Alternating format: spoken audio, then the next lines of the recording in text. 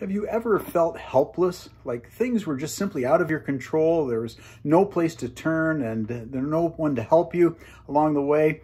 People have felt that way for generations and generations. And we find this to be true during the life of Jesus. There's a wonderful account where Jesus was ministering to the people of his day. He was healing the sick. He was helping them in various ways. The crowds were forming around him and they were looking for help. And Jesus, on one of those occasions, observed the crowd carefully. And the scripture tells us that he looked at the crowd and he saw them as sheep without shepherds, as helpless people. And in Matthew chapter 9, verse 37, he turns to his disciples and says to them in that context of these helpless people, he says to them, "The harvest is plentiful, but the workers are few. Ask the Lord of the harvest, therefore, to send out workers into his harvest field." We live in a community where there are many people who may feel helpless.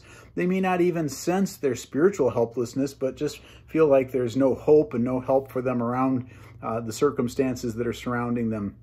And we actually have an answer. We have that answer in the person of Jesus Christ.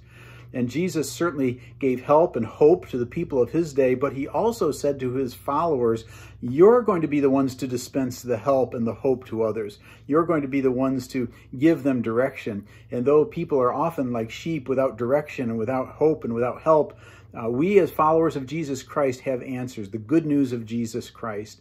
And this is what Jesus had been promoting and preaching. He'd been telling them about the opportunity to come into a right relationship with God, the ways to be fully alive in our relationship with God. And so we have that opportunity. I hope that you are not feeling hopeless or helpless today.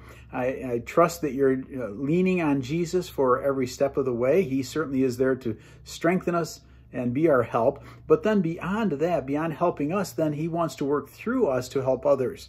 So look around, see who there is in your circle of relationships that might need a little boost, a little help, and maybe you could be the voice and the love of Jesus Christ to them by just being there, by listening, by helping, and by giving hope.